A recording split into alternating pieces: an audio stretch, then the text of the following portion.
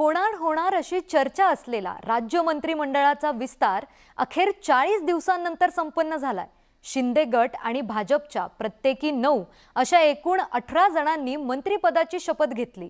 भाजपकडून चंद्रकांत पाटील, राधाकृष्ण विखे पाटील, सुधीर मुनगंटीवार, गिरीश महाजन, अतुल सावे, सुरेश खाडे, मंगल प्रभात लोढा, रवींद्र चव्हाण आणि विजय कुमार गावित यांनी मंत्रिपदाची शपथ घेतली आहे। तर दुसरीकडे शिंदे गटातील दादा भुसे, संदीपान भुमरे, गुलाबराव पाटील, उदय सामंत, शंभूराज देसाई, तानाजी सावंत, अब्दुल सत्तार, दीपक केसरकर आणि संजय राठोड यांनीही मंत्रिपदाची शपथ घेतली आहे। मंत्रिमंडळाचा विस्तार कधी होणार तुम्ही सारखे विचारत होते। आज मंत्रिमंडळाचा विस्तार झालेला आहे आणि आज मंत्रिमंडळाच्या माध्यमातून आपापल्या विभागाचं चांगलं काम करतील। लोकाभिमुख कारभार या राज्याचा सर्वसामान्य माणसाला अपेक्षित असलेलं काम सरकार आणि शासन करेल।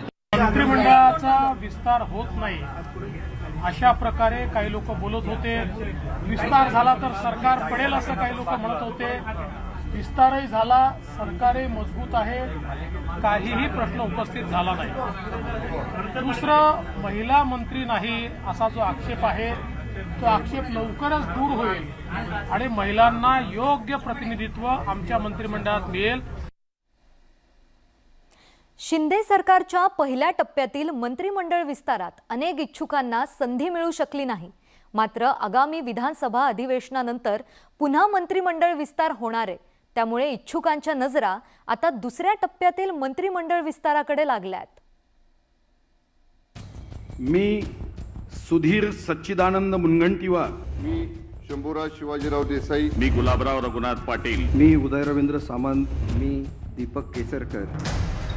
शिंदे सरकारच्या मंत्रिमंडळ विस्तारात 18 जणांना मंत्रिपदाची संधी देण्यात आली। खरं तर मंत्रिमंडळ विस्तारापूर्वी मंत्रिपदावरून अनेक तर्कवितर्क लढवले जात होते। मात्र शिंदे गट आणि भाजपच्या प्रत्येकी 9 जणांना मंत्रिपदाची संधी मिळाली आहे। पहिल्या टप्प्यातील मंत्रिमंडळ विस्तारात मंत्रिपदाचा अनुभव असलेल्या नेत्यांना पुन्हा एकदा संधी देण्यात आलेली आहे।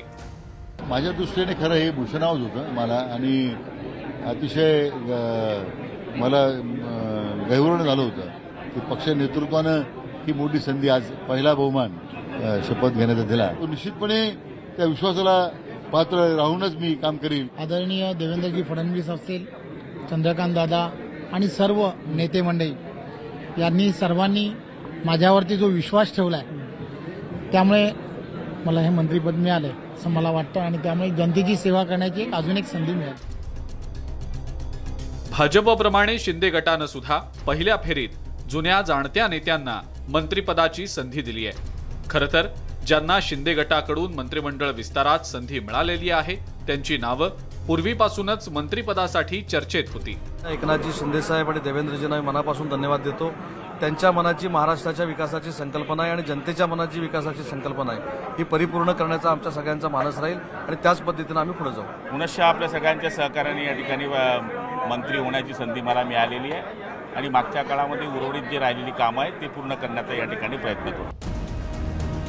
मंत्रिमंडळ विस्ताराकडे इच्छुक डोळे लावून बसले होते। मात्र पहिल्या टप्प्यात निवडक नेत्यांनाच संधी मिळाल्यामुळे इच्छुकांची घोर निराशा झाली आहे। मात्र अधिवेशनानंतर मंत्रिमंडळ विस्ताराचा दुसरा टप्पा पार पडणार असल्याचं शिंदे गटाकडून सांगण्यात आलेलं आहे। अजून एक्सपान्शन आहे आणि अधिवेशनानंतर एक्सपान्शन होणार आहे। त्याच्यामध्ये अनेक अपक्ष असतील, अनेक लोक असतील, यांना आपण न्याय देणार आहोत। कधी होईल मग पुढचा मंत्रिमंडळाचा? महिनाभरात होईल? अधिवेशनानंतर तात्काळ होईल। शिंदे गटातल्या भारत गोगावले आणि संजय शिरसाट यांना या मंत्रिमंडळ विस्तारात मंत्रिपदाची संधी मिळण्याची शक्यता वर्तवली जात होती। मात्र ऐनवेळी त्यांना ही संधी मिळू शकली नाही।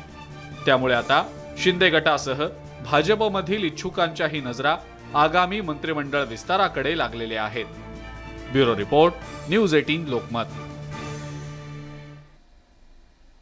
राज्य मंत्रिमंडळाच्या संभाव्य खाते वाटपाची यादी न्यूज 18 लोकमतच्या हाती लागली आहे। मुख्यमंत्री एकनाथ शिंदेंकडे नगर विकास मंत्रालय राहणार असल्याचे संकेत मिळतात, तर देवेंद्र फडणवीसांकडे गृह आणि अर्थ या दोन्ही वजनदार खात्यांची जबाबदारी पेलण्याची चिन्ह आहेत। तर आदित्य ठाकरेंनी सांभाळलेल्या पर्यावरण आणि पर्यटन खात्याची धुरा दीपक केसरकर यांच्याकडे जाण्याची चिन्ह आहेत। दिग्गज नेते राधाकृष्ण विखे पाटील यांना सहकार मंत्रालयाची धुरा सोपवली जाण्याची शक्यता आहे, तर चंद्रकांत पाटील यांच्याकडे पुन्हा महसूल आणि सार्वजनिक बांधकाम मंत्रालयाची जबाबदारी दिली जाण्याची चिन्ह आहेत।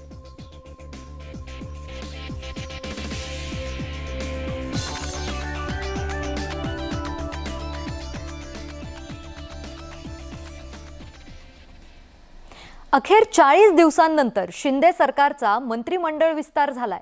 एकूण 18 मंत्र्यांनी शपथ घेतली आहे, पण या मिनी मंत्रिमंडळामध्ये एकाही महिलेला स्थान देण्यात आलेलं नाही। त्यामुळे विरोधकांनी शिंदे सरकारवर नाराजी व्यक्त करत टीकास्त्र सोडलंय। शिंदे सरकारचा बहुप्रशिक्षित मंत्रिमंडळ विस्तार आज पार पडलाय।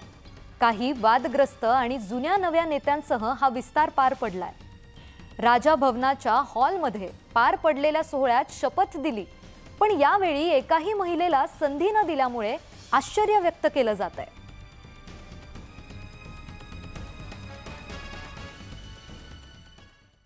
मध्ये एकाही महिलेला स्थान मिळालं नाही, हे दुर्दैवी आहे।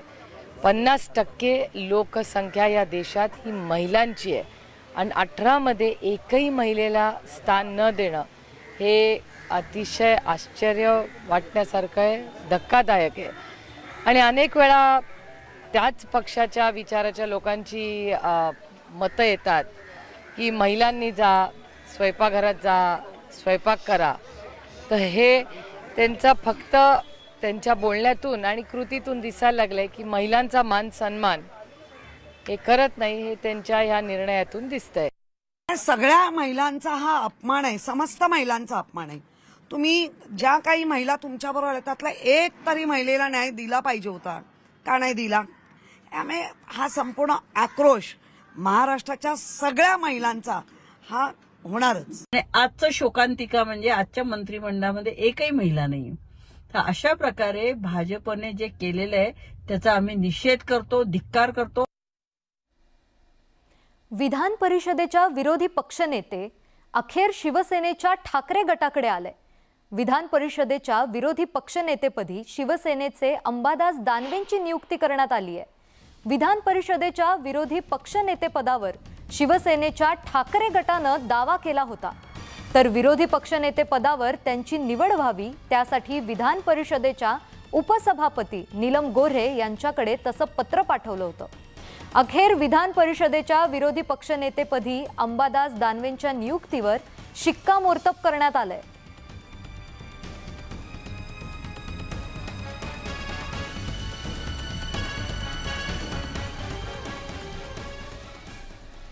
ठाणे महानगरपालिकेच्या शहर विकास विभागाचा भोंगळ कारभार समोर आलाय। राजकीय नेत्यांच्या शैक्षणिक संस्थांना दिलेले भूखंड मुदत संपूनही त्या भूखंडाचा अद्याप वापर झाला नसून पालिकेने कोणतीच कारवाई केली नाहीये। या भूखंडावर शैक्षणिक संस्था तर उभ्या राहिल्याच नाहीत, पण राजकीय नेत्यांनी हे भूखंड देखील सोडले नाहीत। त्यामुळे राजकीय नेत्यांनी या भूखंडाचं श्रीखंड लाटलं नाही ना, असा सवाल आता ठाणेकर करतायत।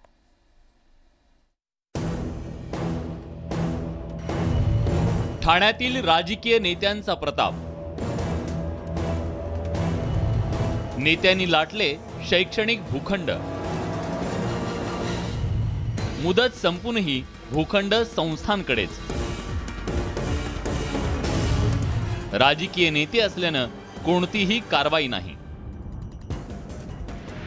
10 शैक्षणिक संस्थांना दिलेल्या भूखंडापैकी 9 भूखंड विकसित करण्याकरता देऊनही या भूखंडांवर कोणत्याच शैक्षणिक संस्था उभ्या राहिल्या नाहीत आणि भूखंडावर शैक्षणिक इमारतीही बांधण्यात आल्या नाहीत।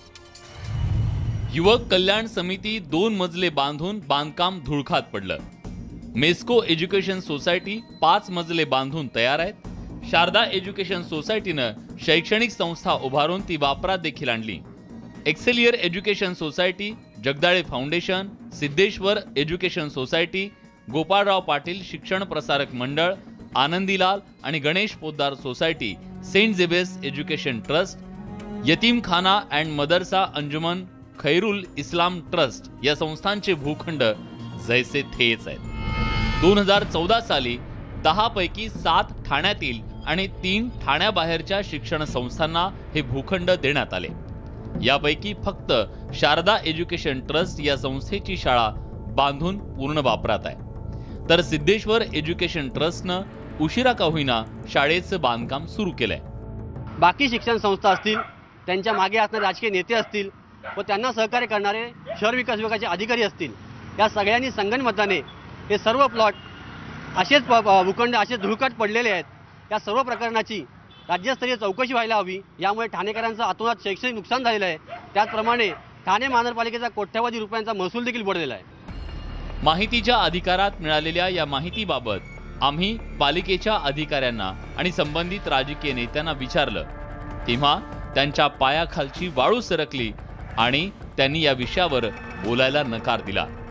ठाणे महानगरपालिकेने शैक्षणिक संस्थांना दिलेल्या 10 भूखंडांपैकी एकमेव हा असा एक भूखंड आहे ज्या भूखंडावरती शाळा उभी देखील राहिलेली आहे आणि विद्यार्थी शिक्षण देखील घेत आहेत। मग याच भूखंडाला सर्व परवानग्या कशा काय मिळाल्या, इतर 9 भूखंडांना परवानग्या का मिळत नाहीये आणि हा सर्व भाग जो आहे हा पालिकेच्या विचाराधीन काय आहे, अशा अनेक प्रश्न उपस्थित होतात। याचबरोबर हे 9 भूखंड ठाणे महानगरपालिकेच्या नगर विकास विभागाला आणि राजकीय नेत्यांना कशात घालायचे आहेत का, असा प्रश्न देखील या निमित्ताने उपस्थित झाला आहे। जवळपास 13 एकर जागा ठाणे शहरात या शैक्षणिक संस्थांना देण्यात आली आहे, ज्यावर मोठमोठ्या शिक्षण संस्था उभारल्या असत्या तर ठाणेकरांना शिक्षणासाठी मुंबई किंवा इतरत्र जावं लागलं नसतं। अजित मांढरे, न्यूज 18 लोकमत, ठाणे। ब्रेक नंतर आपलं पुन्हा एकदा स्वागत। वळूयात पुढच्या बातमीकडे। येत्या 48 तासात महाराष्ट्रात अतिमुसळधार पावसाची शक्यता हवामान विभागानं वर्तवली आहे। राज्यात कोकण आणि कोल्हापुरात मुसळधार पाऊस कोसळतोय। नदी नाले दुथडी भरून वाहतात, तर अनेक ठिकाणी जनजीवन विस्कळीत झाल्याचं पाहायला मिळतंय। 11 ऑगस्ट पर्यंत राज्यात दमदार पाऊस बरसणार असल्याचं विभागानं सांगितलंय, तर 330 मिलीमीटर पावसाची नोंद रत्नागिरीतल्या लांजा तालुक्यात झाली आहे।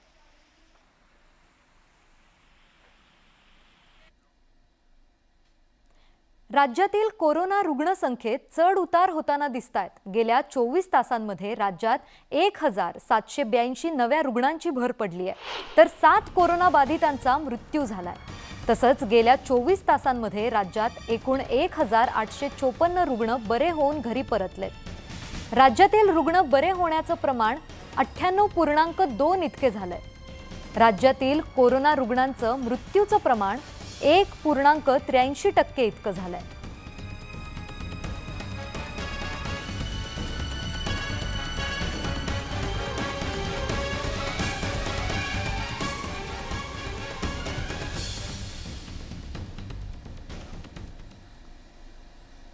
या होत्या दिवसभरातल्या बातम्या। आजच्या महामुंबईमध्ये वेळ झालीये इथेच थांबण्याची। ताज्या बातम्यांसाठी पाहायला विसरू नका न्यूज 18 लोकमत।